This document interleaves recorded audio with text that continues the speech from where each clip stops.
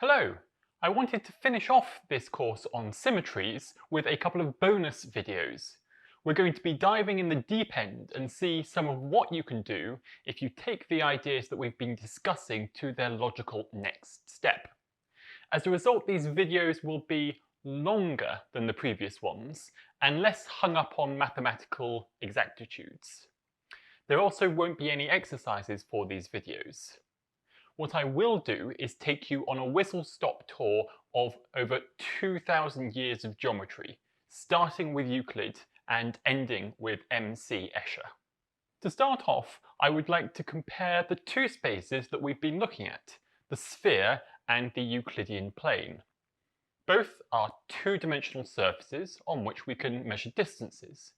Shortest paths on the sphere are given by great circles, while in the plane they are straight lines. Thinking about isometries, all isometries in both spaces can be expressed as a sequence of reflections, and in both cases you need a maximum of 3 to get any isometry. In the plane, isometries come in 5 types: the identity, reflections, rotations, translations, and glide reflections. On the sphere, translations and rotations get combined to give just 4 types of symmetries overall. We looked at regular tilings of the sphere and plane. There are 5 corresponding to the 5 platonic solids on the sphere, but only 3 in the plane, the tilings by equilateral triangles, by squares, and by regular hexagons. And overall, there are 14 wallpaper groups on the sphere and 17 on the plane.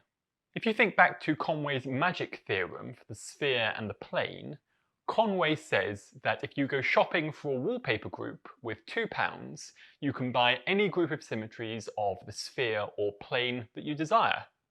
But what happens if you are of more discerning taste and have more money to spend than just £2? Surely you can find something more luxurious. Let's think again about regular tilings, and in fact focus on those using equilateral triangles. We've looked at regular tilings on the sphere and in the plane, and in both cases we argued that you have to fit at least 3 tiles around each corner. If you put exactly 3 around each corner, you get the tiling of the sphere corresponding to the tetrahedron. 4 gives the octahedron and 5 gives the icosahedron. 6 fit perfectly around a corner to form a hexagon and tile the plane. We then said that you can't make a tiling with 7 or more triangles because we can't fit 7 around a corner. The angles just don't work. But what happens if we force 7 equilateral triangles to fit around a corner? Then we get something that looks like this. As you would expect, you get something which bulges out of the plane. We can keep adding more and more triangles, always ensuring there are 7 around each corner. This is something you can actually do, and is a fun way to spend an afternoon, cutting triangles out of paper and sellotaping them together. The result is a surface which looks something like this. And if you look just at this area, you can see that the flat disk with a fold in it, just as we saw with the triangles. This surface is called the hyperbolic plane, and like the Euclidean plane, it actually extends out infinitely in all directions.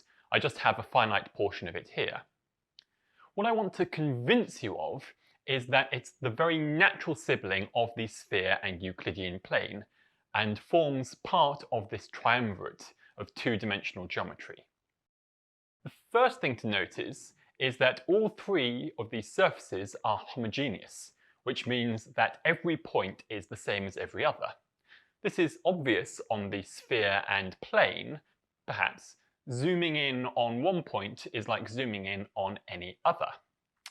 It's less obvious on the hyperbolic plane, because here in the middle it looks rather flat, but out at the edges it's all crinkled.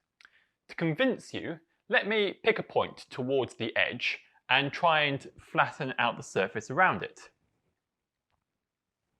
This is possible, but the result is that the central region is now all crinkled.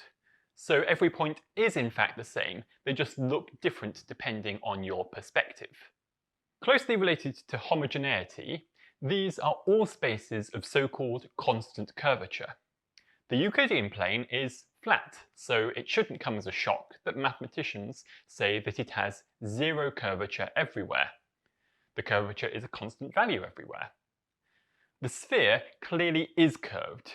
I don't want to go into the details of how mathematicians quantify curvature.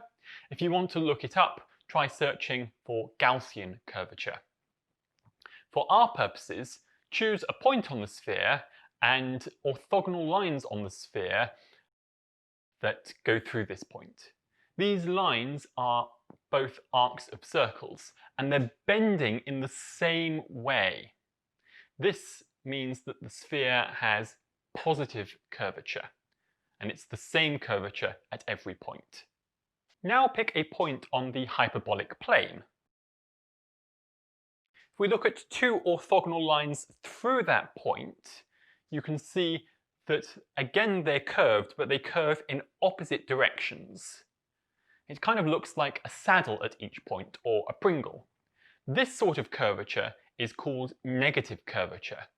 And again, the amount of curvature is constant over the whole surface because of homogeneity. In a sense then, the hyperbolic plane is like a negative version of a sphere. But more importantly, it is the natural extension of the sphere and Euclidean plane. Now we can try and do the same sort of geometry that we did on the sphere and Euclidean plane on the hyperbolic plane. The first step is to work out what these straight lines are. In other words, what curves on the hyperbolic plane minimize the distance between points. We can do this with the model that I've got here. Suppose I hand you a sheet of paper, a good model for the Euclidean plane, and ask you to find the straight line between 2 points, but without using a straight edge or anything like that. The thing that you'd probably do is try and fold the paper like this. It's worth thinking about why this works to give you a straight line between points. Think about the relationship between folding, reflecting, and straight lines. Taking inspiration from this, we can try and find straight lines on the hyperbolic plane by folding it. I can try folding this model in half like this.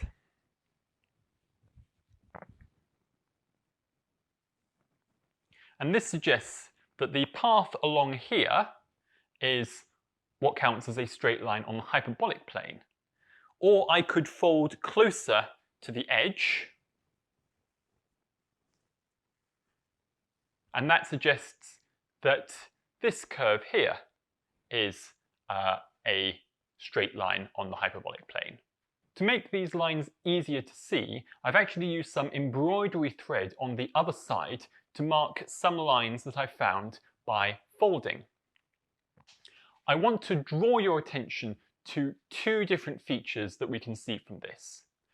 First is this set of 3 lines which intersect.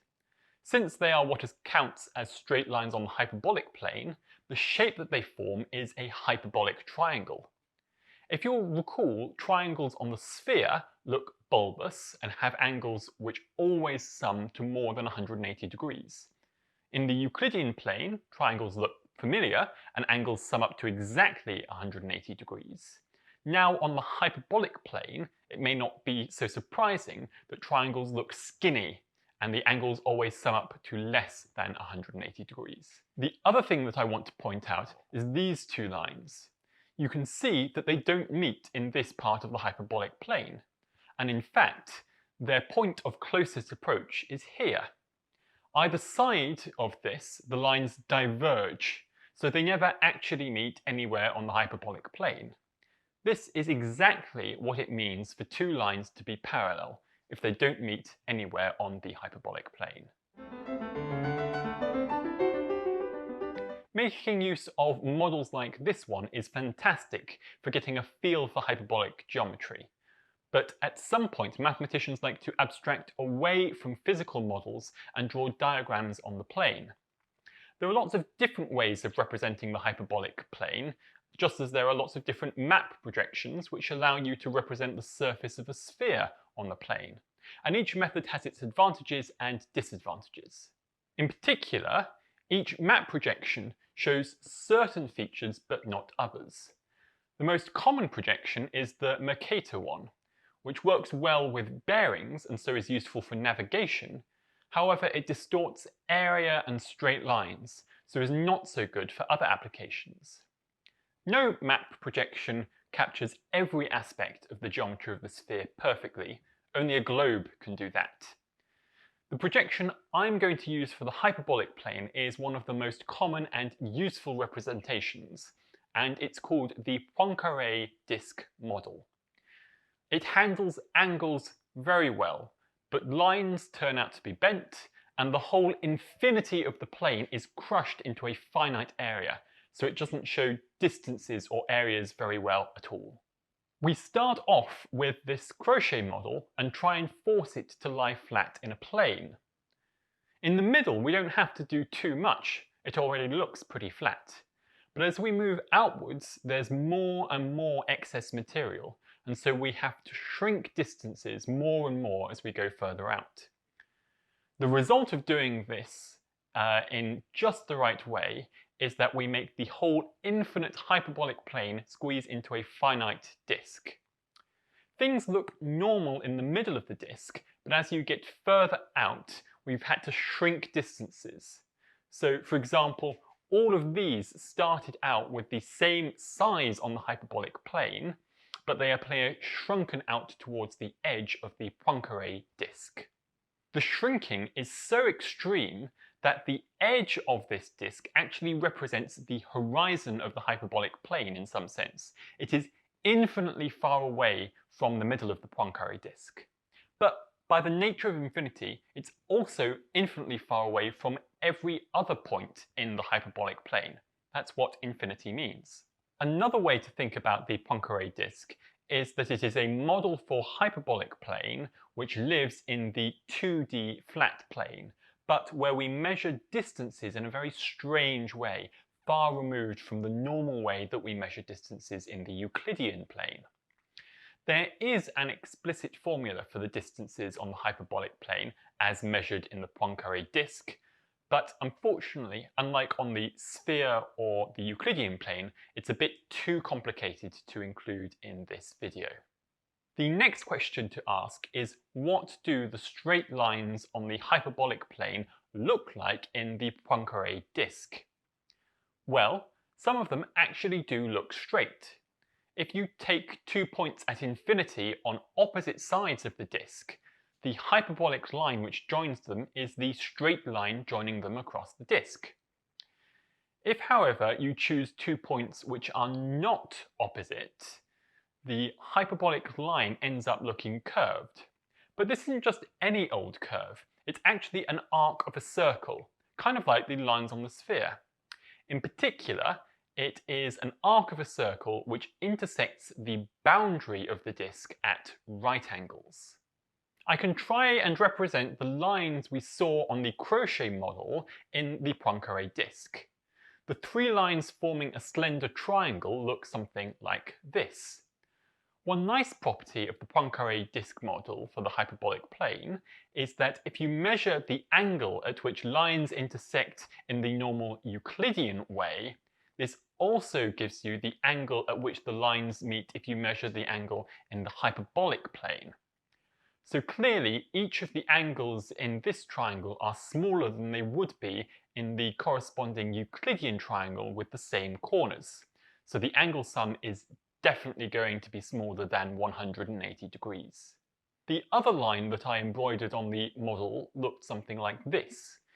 Here you can now see that all the way out to infinity, this line doesn't meet any of the other 3 lines, so it is parallel to all 3 of them.